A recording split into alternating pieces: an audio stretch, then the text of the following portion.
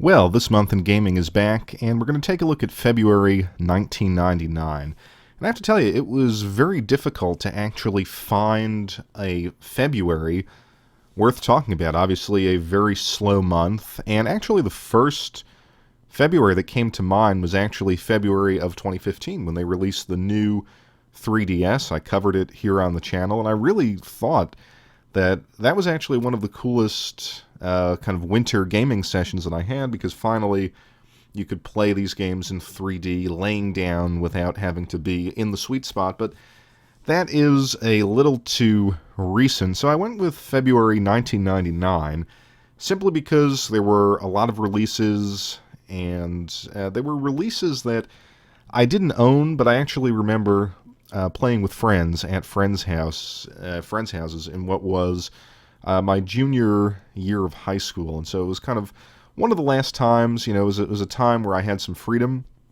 and I could go around and sort of drive to these guys' places, and also, one of those last great gaming, having the freedom to game, once the homework was done. So a couple of interesting things stand out here.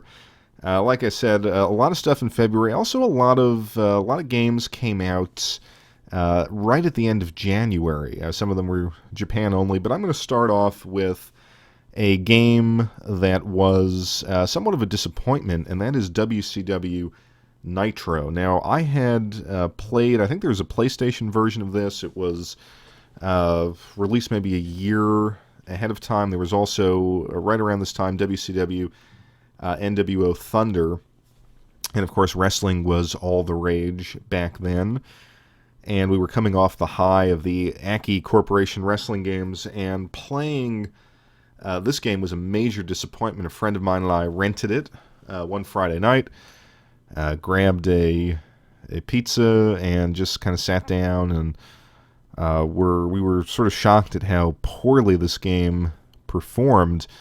I guess it wasn't so surprising, since I don't remember the PlayStation game being very good, but playing it on the N64, we were still somewhat indoctrinated into the belief that the N64 was this incredibly powerful system.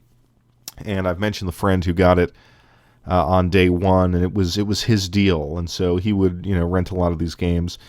And it was just pretty poor. It had absolutely nothing on the THQ, Aki Corp games, and we pretty much put it down that night and went and played some other games. This is actually a series of N64 releases that I played in that very same context, although this next one I played with another friend, and that is the Beetle Adventure Racing, the VW Beetle Adventure Racing. And I haven't played it since. It probably has not held up very well. But I will tell you that for the time, and I think the Beetle had just been reintroduced, so maybe that had something to do with the appeal, but it was fun. It was obviously this different, quirky car. We were starting to see it on the roads.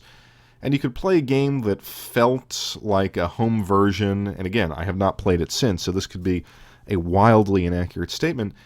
But it kind of played like a home version of Cruisin' USA, which of course they also had on the N64. But I don't know, we were just kind of like, it wasn't too long ago that we were playing Cruisin' USA in the arcades, and this game felt pretty fun. Now, I would imagine, obviously, the graphics don't hold up, and I can't imagine playing a racing game with the terrible N64 joystick, but back then, really left an impression. And then one of the major releases was Mario Party. And Mario Party obviously is an institution now. It felt very different then. It was released in that mid to late 90s when Nintendo would take chances, and it felt like a chance, a mini-game collection. This probably wasn't the first, but it was probably the first that I played, and I didn't really care for it. I kind of felt like I wanted to do more on the N64 than play a minigame collection. Nevertheless, you had 4 controller ports. If you had 4 friends, It was a good time. I kind of remember it being pretty popular with the girls. I myself at this time was not exactly dating material, but the guy who was big into the N64, I actually remember him having people over, guys and girls, or taking turns playing this. It was probably one of the few games that you could, introduce the girlfriends to. But it wasn't my thing, but you kind of saw that it was proof of concept for the N64. And speaking of the N64, as I was looking through these magazines, I came across this article on the N64 expansion pack. Now, perhaps this had come out a little bit earlier, but since it's in a February issue, I will mention it. And I remember myself going out and buying this thing. And, it seems silly today, but back then I could have sworn that I saw the difference. And, I know some games didn't actually run with it. I think it made, if I remember, Rogue Squadron, you either needed it or it was a major improvement in The Legend of Zelda, which, I love Rogue Squadron. Not a big Zelda fan, but, back then it was the N64 game to have and to be playing. So I went out and I got this as soon as I could. I don't know if I got it on release, but, popping it into the N64 was just, I kind of felt like, my God, the system is so powerful, and now I'm popping this chip in to make it more powerful. And it's still in my N64, still the little red plastic grated cap. I still have the little removal tool. I haven't taken it out since. And yet it's kind of funny because today the N64 looks like garbage to me with the thing in it. I should actually be kind of interested to see what it looks like without that adapter. But, that felt like the latest and the greatest technology at the time. Now, another write-up that I saw that was actually pretty interesting was a write-up on HalfLife in GamePro, and I didn't realize, actually review, I didn't realize that Half-Life was out this early. I kind of associated that game with kind of like 2000, 2001. I'm guessing it came out before February, and I do remember a friend who was into PC gaming getting this and being pretty impressed by it. Now, I didn't play enough of it to kind of see the brilliance. It was like, oh, this is a cool shooter, but I was just kind of watching over his shoulder. I didn't get a chance to kind of get into the story or experiment really myself with the physics engine. And I want to say to this day, I haven't played the original Half-Life. I kind of remember playing more of Half-Life 2 in the mid-2000s, early to mid-2000s, when I was actually able to get a PC that could run some of these things. And I kind of remember with this guy, it didn't run so well for him either. But, yeah, I mean, that's the start of a new generation, the start of Valve, and kind of amusing to see this write-up. Another bit in the magazine that I found kind of interesting was they had this game, a Disney Tetris game, released by Capcom. And I had never heard of this game or seen it prior to kind of thumbing through this magazine. But it just struck me as being something kind of cool. It's, the Capcom Disney games have, obviously for a retro gamer, they have a spot in your heart because of DuckTales and Chip and Dale on the NES. And just looking at this ad, I kind of felt like, wow, this is kind of capturing a little bit of that magic. Plus it's Tetris, and Tetris is always fun. So this might actually be a game that I might track down if it's a couple bucks just for the heck of it. Now, another thing I came across in the GamePro magazine, this was also in EGM a lot throughout the 90s, was this contest, the Ultimate Gaming Rig contest, where you could win a big projection television and all the systems and a huge rack of equipment.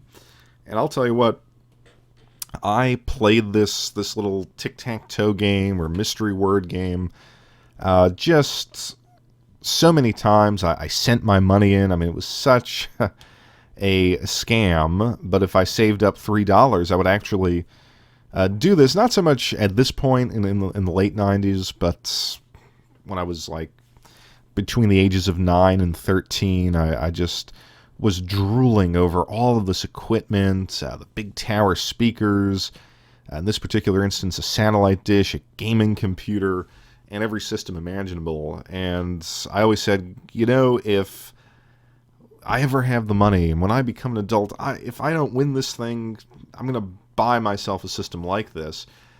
And of course, in those days, the projection televisions were shockingly expensive. So it felt like I would need to be a millionaire. Now, of course, you can get a 55-inch TV. It's not even considered a big screen TV anymore. And of course, I put together my own entertainment center and the retro gaming stuff. So, but looking back at this ad or this probably rip-off contest, it's kind of cool to see that I do actually have all of this stuff now, all the systems and the gaming computer. And I didn't have to pay an arm and a leg like you did back then. I mean, if you adjust some of this equipment like Laserdisc players, the high-end VCRs and receivers for inflation, I mean, it was really, really expensive stuff. So, yeah, that just took me back to a time when, I mean, this particular magazine was, of course, released after the advent of the internet. Of course, I did most of this before the internet, and you had no idea if you were going to win. So get the mystery word together, put your $3 in, and just wait for the mail every day after school. And of course, I never won it. Now, one of the write-ups in GamePro was on Syphon Filter, and Syphon Filter is an interesting game. I don't own it. I may have rented it, and what really kind of draws me to it is playing it with a friend of mine. And Syphon Filter kind of felt like, and even talks about it here in the article, it was Nintendo or Sony's attempt to compete against Nintendo with GoldenEye, which at the time was absolutely amazing. And it also felt to me like it was Sony's internal attempt to challenge Konami with the Metal Gear. And I had gotten Metal Gear Solid, and a friend of mine had gotten this. And I remember watching him and his sister. They knew every possible trick and secret with this game. And, it looked impressive for the time. Obviously now it hasn't aged well. And it's a series that didn't catch on. But certainly in '99, sitting in that guy's basement and just watching him and his sister dissect this game and trying to convince me, Metal Gear Solid, might be okay. But, look, this... You can switch weapons faster, and the graphics are better, and it didn't do it for me. I was always a Metal Gear Solid guy. Now, as I was thumbing through Nintendo Power, I came across 3 handheld games. Again, not exactly sure if these came out right in February, but kind of interesting stuff. Tetris DX, a wonderful game that I picked up maybe a couple of years ago now. And just a ton of fun. It's Tetris, but I don't know. I kind of felt like this is one of the best ways to play it on the Game Boy. And then a game called Legend of Sea King, and I actually picked up a game in this series for the PlayStation 2, and it was kind of like, I think it was by Natsumi anyway, but it was like the fishing version of Harvest Moon. And I didn't really get into it on the PlayStation 2, but kind of going through this magazine, looking at these screenshots, it seems perfectly suited for the Game Boy Color. And at the time, I wasn't really into handheld gaming anymore. I gave a lot of my stuff away.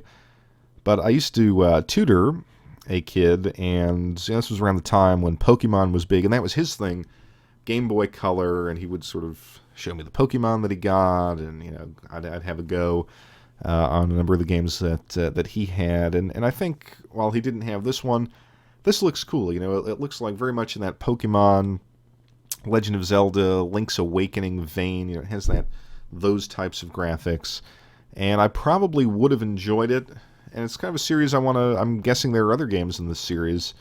I'm going to look into it. Maybe I'll throw the PlayStation 2 game in and see if I can get a little bit further. The fishing mechanic on the PlayStation 2 version was just not a lot of fun, and kind of leveling up your rod and getting better bait was just a grind that I was not up to when I got that game in. And then lastly, Wario Land 2. And Wario Land 2, again, reviewed in the February edition. Not exactly sure. I actually think this came out maybe around Christmas or January, something like that. But my introduction to Wario Land was actually on the Virtual Boy, and I love that game. And then recently I picked up all of the other Wario Land games, and they were equally impressive. Again, it kind of felt like, Nintendo was always ready to take that chance and move the Mario mechanics into kind of a different context, and all the Wario games, I think, did a really great job of that. And actually, that style now is, I think, in the 3D Kirby games. And actually, I'd love to see a 3D Wario Land 5 or something like that. But very nostalgic to see this review in Nintendo Power. So that does it for February 1999. Again, hard to find a February that had a lot of stuff. Maybe I'll look next year and find a more compelling month. But as far as releases, variety of games, interesting nonetheless, and I look forward to coming back in March and picking out a classic March from the past and going through the releases.